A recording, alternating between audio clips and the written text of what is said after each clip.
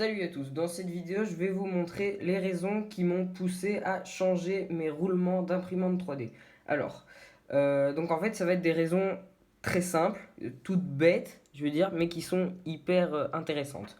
Alors, donc on a deux types de roulements qu'on connaît très bien maintenant. Donc c'est des guidages linéaires en réalité, mais tout le monde appelle ça des roulements, alors voilà. Donc dans ce cas-ci, c'est vraiment plutôt des roulements. Pourquoi? Parce qu'ils sont à billes. Le souci des roulements à billes, c'est que, voilà, donc là, je vous fais un test. Vous écoutez, on entend un bruit énorme, tout simplement. Donc après ici, je vais changer pour un roulement linéaire Dryline. Donc, ça, c'est la marque. Donc la marque, c'est Igus, et alors c'est Dryline. Ça, c'est le type de roulement. Donc c'est Dryline by Igus. Vous entendez bien la différence? Je vais mettre les deux en même temps. C'est complètement dingue comme différence. Et en plus de ça, on a une différence de malade au niveau de... donc on a ceci ici, on a le roulement classique. Bon, ici c'est encore des bons roulements, mais je suppose vous voyez quand même à l'écran que ça clicote quand même pas mal. Alors que ici, ça clicote beaucoup moins en fait. Enfin, il y a une précision de malade parce que c'est tout pile le bon diamètre et enfin, c'est difficile à expliquer, mais en gros, bon, ici, c'est vraiment, c'est silencieux. Enfin, il y a tout à gagner, franchement. Maintenant, il y a un petit détail qui est pas hyper intéressant, c'est que ici, en fait, je pousse ici et je pousse là. Le roulement va toujours fonctionner. Donc, c'est-à-dire qu'il faut vraiment avoir des pièces. Si vous avez une imprimanterie Pratt par exemple avec des têtes qui sont imprimées en 3D, mais je vais dire avec ces roulements-ci ça posera pas de problème, tandis que ceux-ci, vous allez pousser un peu, ça va avoir vraiment du mal à frotter. Enfin, ça va frotter fort justement et donc bah, ça va glisser beaucoup moins bien. Ici, ça va tout seul. Là, si j'appuie, c'est un peu plus dur et vos moteurs ils vont forcer quand même fort.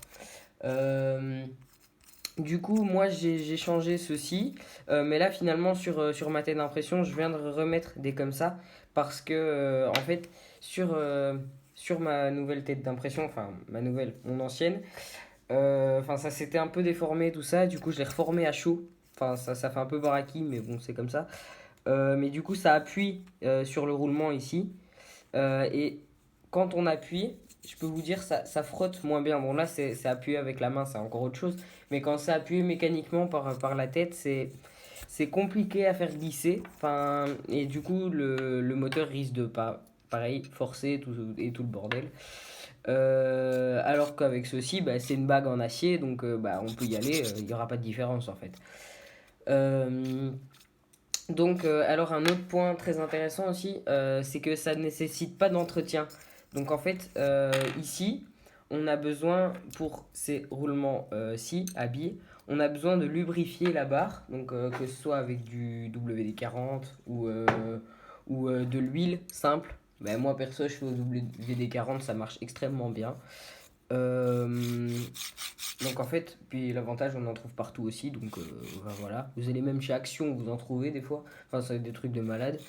Euh, donc en gros, ceux-ci, il faut les lubrifier. Enfin, c'est l'idéal. Bon, après, ici, je vous montre, ça fait beaucoup de bruit. Mais après, quand on les lubrifie un petit peu, hop, je fais tourner autour de la barre.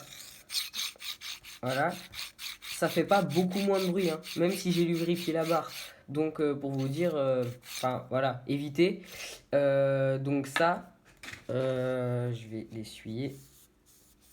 Hop, c'est un coton avec de l'alcool. Pour dégraisser vos barres, c'est l'idéal. Et ici, bah, il n'y a pas besoin de graisse. D'ailleurs, si vous graissez, ça glisse même moins bien. Donc pour dire, évitez. Nettoyez bien les barres. Vous mettez ce roulement là et vous êtes tranquille. Pour vous dire, là, je viens d'y aller un peu trop fort. J'ai fait sortir le roulement de la barre. Je l'ai même pas vu partir. Donc,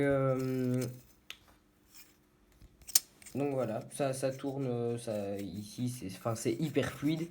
Ça cliquote pas, donc ça c'est vraiment l'idéal. Et puis quand vous avez une imprimante qui est bruyante, c'est le premier truc à faire en fait, hein. Moi c'est pour ça que je l'avais pris. C'était pas pour le souci de précision que j'avais pris, c'était plutôt vraiment pour le côté silence. Parce que quand on fait des impressions qui sont quand même assez longues, c'est chiant d'avoir ça dans les oreilles. Surtout que moi j'ai mon imprimante dans ma chambre, donc c'est assez compliqué. Voilà, donc c'est tout pour cette vidéo. Dites-moi dans les commentaires donc si ça vous a plu, je sais pas, des idées de vidéos, si vous avez des questions aussi. Puis n'hésitez pas à lâcher un j'aime. Et puis c'est tout pour aujourd'hui. Ciao!